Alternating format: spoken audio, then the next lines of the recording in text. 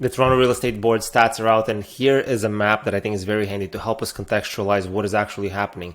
Now, obviously, the way I do this video is I look at the GTA as a whole and I give you a directional view of where the market is headed. It is a little bit difficult to apply that to your specific neighborhood or your community because, as you will see here, every area is very nuanced. It's a little bit different. So, as an example, if we take a look at York region or the north part of York region, you're looking here at a green legend, and that means that there's a lot of underbidding going on here, meaning offer nights here are not working, and that is usually an indicator that you don't have that many buyers. Showings are probably slow, and the market in general is going to be slower.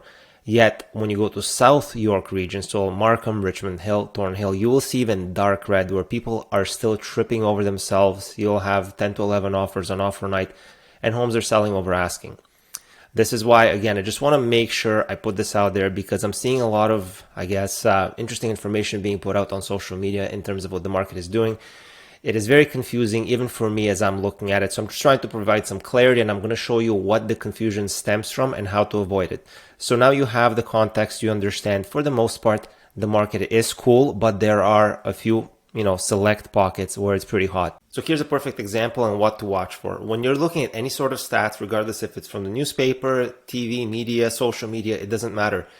If somebody's presenting you with real estate information and they're using averages or mean prices to display pricing, you're basically being taken advantage of. This is clickbait content, this is trolling, or it's somebody that doesn't understand basic arithmetic when it comes to real estate. The reason I say this, in real estate, it's given. We're supposed to be using median prices in order to avoid these large swings. So for example, if you have a lot of expensive homes selling in a certain month and the following month you have a bunch of cheap homes selling, that will skew prices significantly, and it's not going to give you the true value of what the market's actually doing. What's really happening is you had a bunch of expensive homes sell and then you have a month of cheap homes sell, but that doesn't mean that prices actually went down, right? It's just a mixed bag of sales inventory. So for that reason, whenever you're being presented with any sort of information on pricing, it has to be median prices. They're not subject to these huge fluctuations month to month, and they give you directional guidance on what the market is doing. I feel this is a refresher worth doing because, again, I'm seeing a lot of this out there, and even I get surprised. Is my information correct or is it wrong? Because how is it that we have these declines in price of like 5% across all of TREB? And then sure enough, it's average prices. So that out of the way, let's take a look at the reality, and that is median prices. Last month, I stuck my neck out and I made the bold prediction that for the next 3 months, we're going to see prices coming down. So that would include prices going down in June, July, and August. So no surprise, prices did come down this June. However, the good news is they actually didn't come down as much as I thought they would. So it's been relatively flat, but we went from, we went down maybe by 0.25% from May into June, and this is for the entire GTA. Now, what's interesting now is that the buckets in terms of where price appreciation and declines are happening is starting to switch up. So last month we had Toronto Central and Toronto East holding up most of the pricing, and now that's actually reverting. Now we'll have parts of York region that are holding up prices. It's very interesting as this dynamic is unfolding, but again, everything is generally cooling off as we're entering the summer. So far, I'm 1 out of 3 in terms of accuracy for my predictions. Let's see what the next 2 months bring. But so far, again, pleasantly surprised. Sellers are showing some resiliency. Prices are not coming down, but I think it's going to be short term. I don't believe sellers will have this resiliency because of what's happening on the back end when it comes to inventory. It is worth mentioning that while prices are relatively flat, when you drill down a little bit here and start looking at asset classes and different price points, if you look at, for example, Toronto freeholds. So for example, let's say homes, detached, semis under 1.5 million. To this day, the market for such properties is still fairly healthy and there's a lot of appetite. They're moving, inventory is turning. Anything above 1.5, it starts slowing down, and then over 2 million, it starts slowing down even further. It's no surprise. Also, condos just across the city have been decimated. It is very slow. We're talking peak COVID levels where condos were hit really badly. This is where we're at right now, except inventory is climbing, and a lot of these units are actually vacant. That is kind of one way, you're going to be able to get a deal on a condo, especially as they're sitting vacant and the sellers are paying for the maintenance fees, and if they have a mortgage, they're paying for the mortgage. And they can't put a tenant in there short term because the Airbnb rules have changed, and so on and so forth. So if you're looking for a condo, this is probably a great time to buy, especially when it comes to try to get a deal.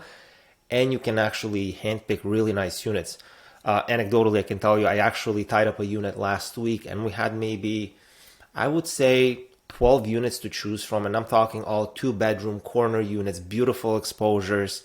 There was no rush. You can put in conditions, you can be picky, you could be negotiating appliances. Like the whole thing is just like, it's like we haven't seen this in years. So as a condo buyer right now, the market is absolutely fantastic. As a seller, I feel your pain. It's very difficult to move these units right now. You have to be providing massive incentives. And if the unit is not turnkey, if it's not in absolutely fantastic condition, if the building is sketchy, or if the building has any blemishes in the status certificate, I mean, unless you're price reducing, you have to be prepared to stay on the market for the next few months at the very least. Now, I want to do a quick victory lap, and I want to have my I told you so moment for no reason, but just to pay attention to this type of stuff. So it was a month ago where we had our 25 basis point rate cut, where everybody thought, oh my God, this is when the buyers are going to come flooding back in and life's going to be great and the market's going to be back and all this stuff. And here you go, Toronto home sales down 16% despite Bank of Canada rate cut.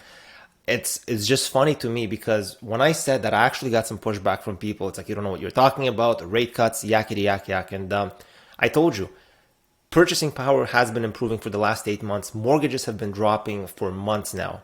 So if we've had a drop in mortgages of over 1% in the last 8 months and the market has been going down, what is a 25% basis point cut going to do? It's going to do absolutely nothing. It's been a month now, and this is kind of pretty much the proof we needed to see.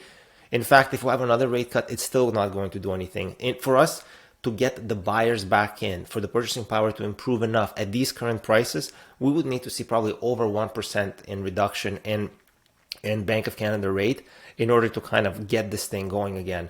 So just, I told you so. Again, not to say that I'm always right, but these rate cuts and the Bank of Canada announcements, a bit of a pet peeve of mine, because everybody hangs on to it like it's as if it's going to change anything. It literally doesn't, not at this point in time. And same goes for people or other sellers who may be thinking, well, if there's another rate cut or another rate cut or two, maybe it's going to change the dynamic of the real estate market, and it will not. At least that's what I believe. I don't think at this point it's going to change much. In fact, I have a client right now. He was approved for a 3-year fixed mortgage insured for 4.69%. So mortgages have still come down, but this is what the market's doing. It's not moving. We're at a standstill, and things are not looking good as of right now. And here's the unraveling of the summer market. Again, nothing that we didn't expect. However, we are seeing bad trends continue to trend in a not so good direction. So good thing is new listings are starting to drop off. So for example, we were climbing pretty steadily, but at least new listings, while they are higher than trend, they're directionally going down. So at least we're following summer trend, which is expected. Not the best. I'm hoping to see less new listings coming on the market to kind of stabilize things, but we'll see. Again, the biggest issue continues to be right here. The actual transactions that are happening are way less than what we typically see. So you were doing maybe 30 to 35% less deals than we would this time during the summer. You're starting to see it again. Real estate agents, it's a revolving door. You're seeing the part-timers leave. A lot of them are getting full-time jobs. So that part of the market is definitely changing, and it's introducing some different challenges now, because as deals are not actually happening, you're starting to see sellers and agents not invest any money or marketing dollars into their listings, and ultimately that just exacerbates the current problem that we have. When you bring on a listing that is not competitive, chances are it's not going to sell.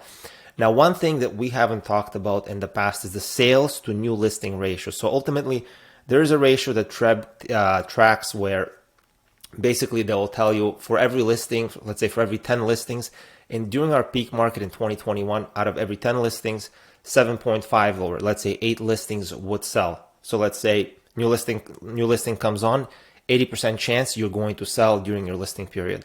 Right now, we're hitting some of the lowest sales to new listing ratios that we've ever had. So to the point where right now we're in the mid 30%. So for example, you list your house, there is a 30% chance it actually sells during the time of the listing period. So that is a bit of a concern. And because things are slower, people are not willing to market or do whatever it takes to actually put the property in its best light for the market to absorb. We'll see what happens here, but I do expect actually sales volume to continue trending down as we get more new listings and active inventory continues building. Now, I am about to address the elephant in the room, and that is current active inventory and what I think it's going to do over the next 3 to 6 months. But before we get into that, I do want to address what is happening with mortgages, because one thing I keep hearing from, different listing presentations that I do, not everybody, but certain people obviously believe, and this is a strategy that has worked in the past, is that they'll just wait it out. And as they wait it out, the market is going to improve. And I think that is true. The question is, how long will it take? So are you working under the presumption that is going to be the next 24 months or the next 24 years? So, or somewhere in the middle. The big thing I have, and that I want to highlight to a lot of people that are in the fence of selling and potentially thinking that in the short term things are going to improve, here's a very interesting stat. So over the next 2 years, 52% of all active mortgages are going to be renewing. And this is going to be a big issue, especially in 2025, but it's already starting to surface now. I can anecdotally tell you that I have already worked and sold properties where I know that people had to sell because at the current renewed interest rates, they could not afford to keep their house, or at the very least, it would create immense pressure, especially with inflation and everything else. So this stat right here shows you by bank how many mortgages are coming up for renewal and when. And as you can see, 52% of mortgages are going to be renewing in the next 2 years. A bunch of them are going to be renewing this year, but mostly in 2025. So something to keep in mind as you're going on through the motions and thinking that the next, 6 to 12 months are actually going to be positive. Maybe the market's going to be stable. If anything, I think we're going to be grinding flat for the next little bit, potentially the next 2 years. But again, I don't expect any sort of pop-up in prices. Nothing like we saw during COVID where things were just so. And for the most important takeaway from this entire video, it's going to be the buildup of active inventory right now relative to seasonal norms. The chart speaks for itself. We're now well past our seasonal norms. And in fact, right now, the current inventory for the month of June is very similar to that we experienced during the 2008 to 2009 financial crisis. Since then, we have not had active inventory during the summer reach the number that we're currently at. This has a lot to do with some things that we addressed earlier. You will have people list their homes with unrealistic expectations. A lot of what I'm finding right now is agents are very scared to tell their clients what their property is actually worth, because ultimately the agent that tells the client the price that the client wants to hear is the agent that's going to win the business, which it's understandably so, but obviously then that agent is not going to deliver on their promise. They're going to price reduce and the whole relationship is probably going to get soured. Then that seller is going to have to look for another agent, but now the listing has sat, it hasn't sold, it's a stale listing. Now buyers are looking at this, I don't know if I want this house. With real estate, when you list a property, you generally get one chance to make a good first impression and get top dollar, right? Playing these games, especially right now when marketing and driving traffic into your listing is probably more crucial than anything else. If you cannot get people in the door of your listings, you're pretty much dead at arrival. You have no chance. Now, the other thing obviously to consider is you have to understand who you're competing up against. So I've said this before in prior videos, you have to go and look at the competition. If you're about to list in your neighborhood and you're looking at the competition and everybody else is renovated and nice and this and that, you can't expect that you're going to get similar amount of money or similar amount of traffic. And this is where people are reluctant. They basically think to themselves, well, my house is just as nice, or they don't want to objectively look at their house, and they're setting themselves up for a bit of a disaster, and usually agents will not have the backbone to basically say and call them out on it. Again, in this industry, a lot of agents are going to be one-trick ponies. You're not going to be able to drive traffic to your listings if you just put a listing on the MLS, put up your sign on the front lawn, and then sit on your hands. It's going to do nothing. That is ultimately just looking at active buyers at a current point in time in the market.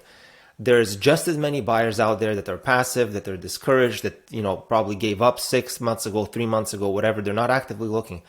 If you can reach those buyers through paid targeted ads and social media the way I do it, then you're able to drive a ton more traffic into your listings and ultimately more offers, and ultimately hopefully sell for more money, or at the very least, at least sell.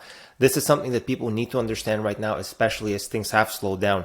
If you want to see that video on how I drive traffic to my own listings with an actual case study of a property I sold last year when the market was just as sold, there were 30 homes for sale. We were the only one that sold. You can click on this video right here to see how it's done. I'll see you in the next one. Have a good one.